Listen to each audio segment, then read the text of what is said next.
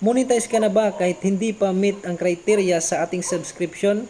Tignan nyo po yan sa itaas. Meron pa po tayong 1,987 na followers.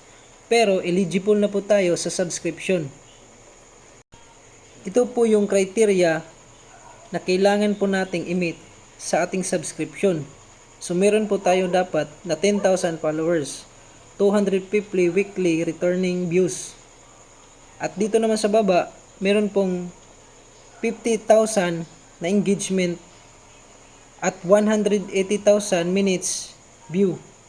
So yan po guys, yung nakapagtataka lang po, ina-monetize na tayo sa subscription kahit 1,000 pa lang po ang ating mga followers.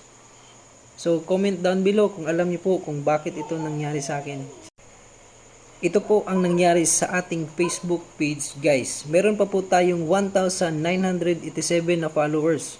So yung nakapagtataka lang po dito is eligible na po tayo sa subscriptions, which is may meet na criteria po siya na dapat makuha natin yung 10,000 na followers at mga views na dapat i-meet po natin.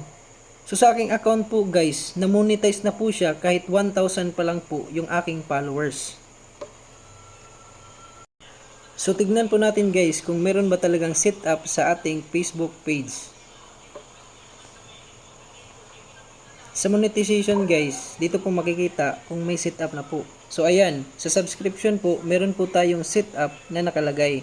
So ibig sabihin po, monetize na tayo sa ating subscription kahit 1,987 lang po ang ating followers.